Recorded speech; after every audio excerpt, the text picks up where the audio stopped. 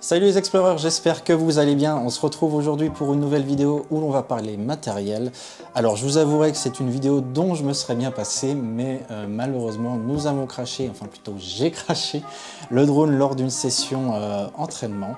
Vous verrez les vidéos après le crash de l'état du drone. Donc voilà, on trouvait ça intéressant de vous faire un retour sur notre expérience par rapport au SAV de DJI. Est-ce qu'on aurait dû prendre le DJI Car Refresh? Est-ce que c'est un service, est-ce que le SAV de DJI est au point et rapide, etc. Bref, pour quel montant on en a eu également pour ces réparations-là.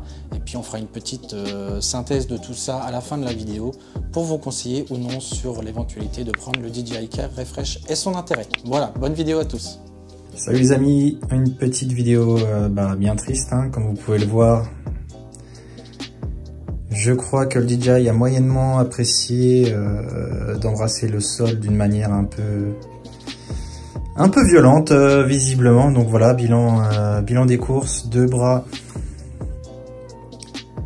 Alors pas arrachés, mais bien cassés. Comme on peut voir, en fait, c'est du plastique moyennement dur. Forcément, quand ça embrasse le sol, c'est pas terrible, mais en tout cas très creux. On voyait sur les nombreux tests des pilotes FPV que justement ils craignaient sa non-robustesse parce que effectivement c'est du plastique.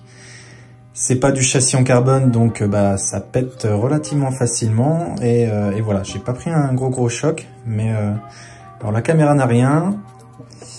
Voilà, là ça a un petit peu fissuré sur la protection. Alors le rouge, hein, bien sûr, on l'en voit souvent sur les photos de crash de DJI FPV.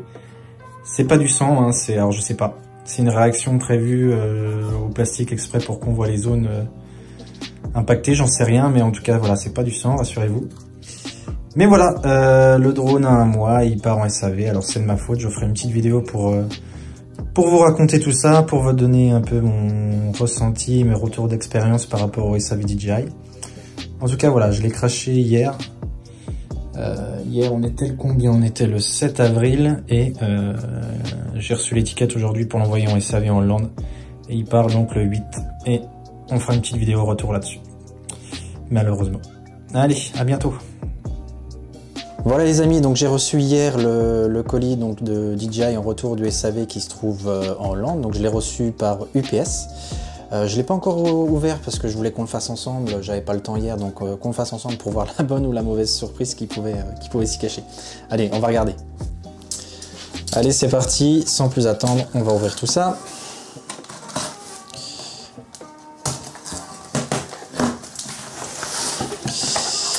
Alors déjà, bonne nouvelle, c'est super bien emballé, avec du papier bulle. Toc. Et la plutôt très bonne nouvelle, si je ne m'abuse, c'est qu'en fait, ils ne se sont pas embêtés à me réparer le drone. Ils ont renvoyé un drone tout neuf. Ça, franchement, c'est une méga bonne surprise. Alors j'avais vu sur les différents forums, enfin plutôt les groupes sur Facebook, que des fois DJI, plutôt que de réparer alors des manettes, des drones, etc., ils renvoyaient un drone neuf directement. Comme vous avez pu voir sur la première vidéo, en fait le drone il avait, de ce qui était visible, il y avait deux bras qui étaient arrachés. Donc je pensais qu'ils allaient juste me changer les 2 bras et éventuellement me rajouter des pièces parce qu'il manquait des LED ou quoi sur les autres. Et puis en fait voilà, hein, ils se sont pas embêtés. Ils m'ont fait payer les réparations, j'en ai eu pour un peu plus de 130 € je crois, avec le prix de renvoi. Et pour le coup, voilà, j'ai un drone tout neuf. Donc voilà, bon, on va s'arrêter là pour l'unboxing et puis surtout on va regarder ensemble, je vais vous faire un petit retour et mon avis sur le SAV de DJI. À toutes.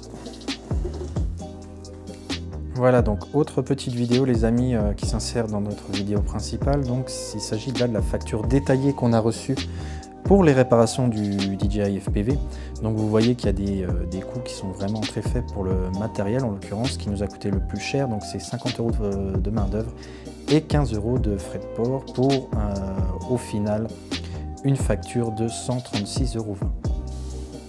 Pour conclure cette vidéo, vous l'avez vu, donc on a eu une réparation qui nous a coûté autour de 130 €, sachant qu'effectivement autour de ces 130 €, vous aviez 15 € de frais de port et 50 € de main d'œuvre, donc vraiment très peu en pièces. Il faut savoir que le DJI Care Refresh, c'est 200 € l'année pour deux crashs. Donc là, en l'occurrence, ça fait quelques mois qu'on a le drone, on a eu un crash, ça nous a coûté 130 €.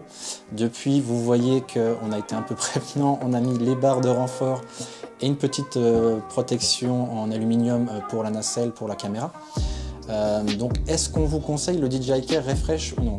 Encore une fois, effectivement, si vous avez 2 crashs dans l'année, 200 € dans les pour 130, ça peut valoir le coup, mais finalement le SAV est plutôt correct, il est rapide, il est entre guillemets peu cher, c'est 130 €, hein, on aurait préféré les garder, mais ça va, ça reste raisonnable. Et comme vous l'avez vu également, finalement le drone, on a récupéré un drone neuf. Alors j'ai vérifié parce que la boîte était bien emballée, etc. J'étais un peu emballé justement lors de l'ouverture. Je me suis dit ça se trouve c'est le même drone, mais en fait j'ai vérifié le numéro de série. Et j'ai dû réenregistrer le drone et c'était effectivement un drone neuf. Donc finalement pour 130 €, on a récupéré un drone neuf. Donc vraiment sur ce coup-là, le DJI a été très rapide, a été plutôt bon marché entre guillemets par rapport au montant demandé. Et en plus, on a reçu un drone neuf. Donc par rapport à notre expérience, puisque après le crash, vraiment c'était un truc quoi, on s'était dit bah mince, on aurait tout de suite dû prendre le DJI Care Refresh. Et finalement, bon, pour 130 € par rapport aux 200 € de l'assurance, on n'est pas déçu au final de ne pas l'avoir prise. Voilà, donc le drone, encore une fois, est beaucoup plus fragile qu'un quad classique avec un châssis carbone. Comme vous l'avez vu dans la vidéo après le crash, c'est du plastique qui est très creux, donc forcément, dès que ça va cracher, ça risque de péter rapidement. On a mis les petites barres de renfort peut-être pour éviter cela. À voir après si ça risque pas justement d'arracher les deux bras en cas de comment dire d'un crash assez physique, assez lourd. Mais voilà, on est très satisfait du coup du SAV de DJI. C'est important de le dire quand un SAV fonctionne bien. Donc voilà, j'espère que cette vidéo vous aura été utile. Si c'est le cas, n'hésitez pas à lâcher un petit pouce bleu pour aider à référencer la chaîne, à vous abonner pour ne rien rater de nos prochaines aventures. Je vous dis à très bientôt pour une nouvelle vidéo. Ciao!